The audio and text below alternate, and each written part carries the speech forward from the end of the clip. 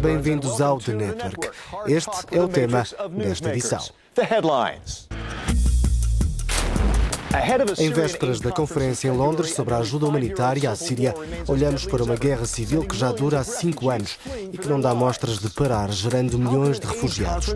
As ajudas internacionais são manchadas pelas acusações do governo sírio, que diz que os rebeldes interceptam os alimentos enviados à população. Por seu lado, os rebeldes acusam o poder de matar à fome os habitantes das cidades cercadas. As soluções estão em cima da mesa, numa altura em que o grupo Estado Islâmico controla grande parte do país.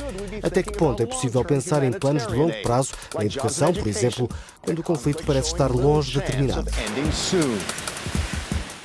Temos connosco aqui no Parlamento Europeu, em Bruxelas, Alan Smith, membro da Comissão de Assuntos Externos, do Grupo dos Verdes no Parlamento e do Partido Nacional Escocês. Alexandre Pollack, porta-voz da Comissão Europeia para a Ajuda Humanitária, Cooperação Internacional e Desenvolvimento. E Sara Tesorieri, conselheira sobre políticas humanitárias na Oxfam. Numa altura em que há mais de 4 milhões de refugiados e uma guerra que dura há 5 anos, por que este encontro agora em Londres e que medidas podem ser tomadas?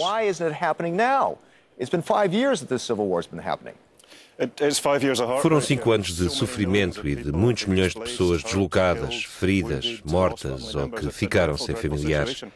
A Conferência Humanitária de Londres é importante, mas o que é urgente é um cessar-fogo humanitário para evitar que as pessoas continuem a fugir das suas casas. O enviado da ONU, Staffan de Mistura, apresentou várias propostas construtivas. Temos de concertar esforços para alcançar uma solução política durável. Se não houver um cessar-fogo, não é possível haver mais ajuda? Esta é uma crise sem precedentes, talvez uma das piores crises humanitárias desde a Segunda Guerra Mundial. A União Europeia já mobilizou 5 mil milhões de euros, mas não é suficiente, porque temos de conseguir chegar às pessoas. Temos de criar mecanismos de apoio a longo prazo assim que haja uma solução política, de forma a construir um futuro para aquele país. Mas ainda não chegamos aí. Por que é que não se consegue canalizar ajudas neste momento? Um dos grandes problemas é, de facto, o acesso às pessoas. É preciso dinheiro. Neste momento, o financiamento cobre apenas cerca de 60% das necessidades. Mas também temos de poder concretizar as coisas no terreno. Há várias resoluções da ONU que ainda não foram implementadas. E isso tem de acontecer. Caso contrário, as pessoas que precisam de ajuda não a vão ter. Os combates prosseguem, não há acesso ao terreno, é limitado e não se aplica um cessar-fogo. Como é que se convence a comunidade internacional, já desgastada, a providenciar mais dinheiro? O problema não está em canalizar fundos estrangeiros para a Síria. O problema é que a maior parte do dinheiro é utilizado para comprar armas, tanques e bombas, não para a ajuda humanitária. É uma guerra por procuração, que envolve vários Estados do Golfo, incluindo o Irão. O conflito internacionalizou-se, mas não à procura de uma solução conjunta.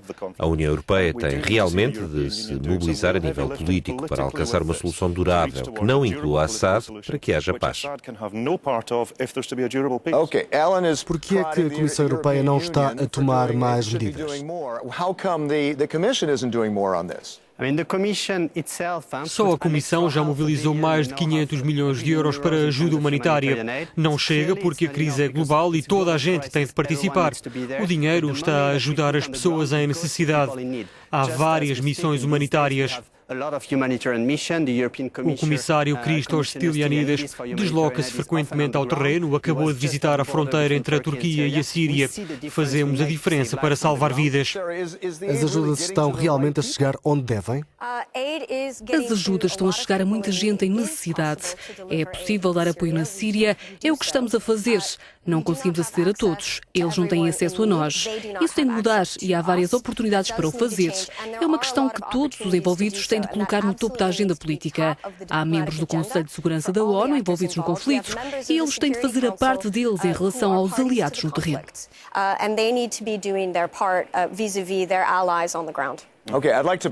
Tal como vimos na peça inicial, ambos os lados se acusam de impedirem o acesso aos alimentos enviados. A ajuda alimentar tornou-se, neste sentido, numa espécie de arma. Como é que se evita isso? As conversações de paz podem dar uma resposta a esta questão?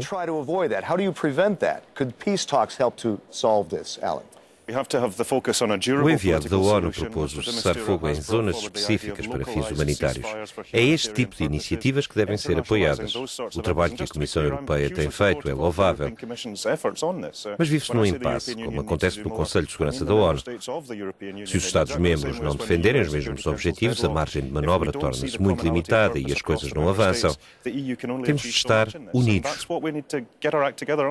Como é que a ajuda humanitária pode avançar quando a fome se tornou numa arma de guerra?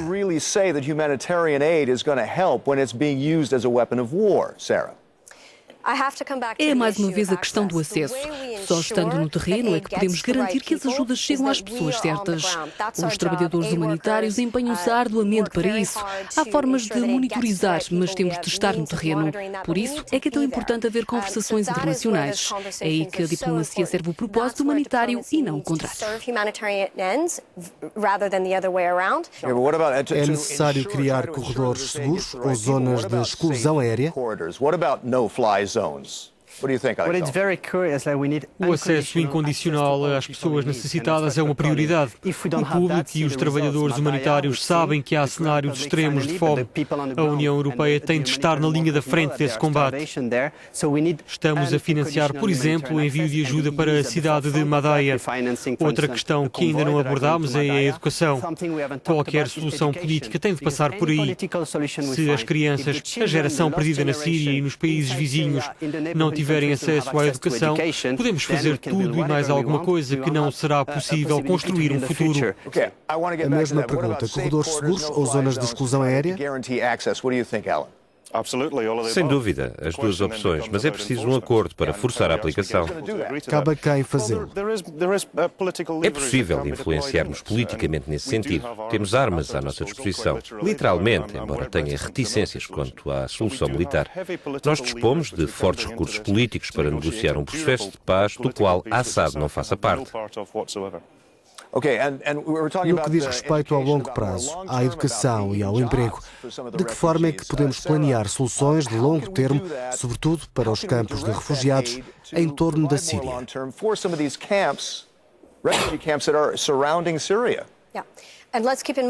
Temos de ter em conta que muitos dos refugiados não vivem nos campos. Na verdade, até é melhor para muitos deles, porque assim têm mais acesso a empregos, a educação e a outras oportunidades. E podem sentir-se produtivos. Esta será uma questão muito relevante na Conferência de Londres. Vários sinais indicam que os governos daquela região vão apresentar planos sobre esta matéria e a comunidade internacional, incluindo a Europa, tem de estar preparada para fazer a sua parte.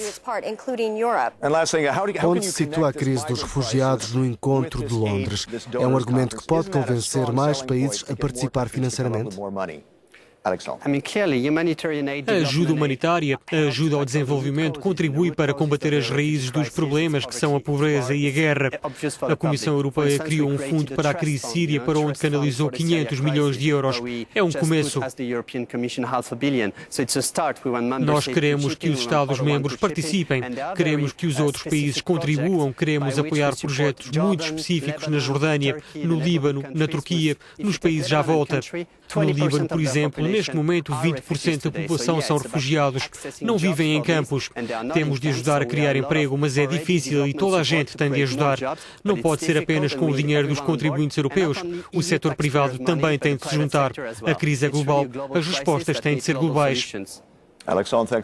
Agradecemos aos nossos convidados, Ellen Smith, Alexandre Pollack e Sara Tesorieri. Até ao próximo The Network.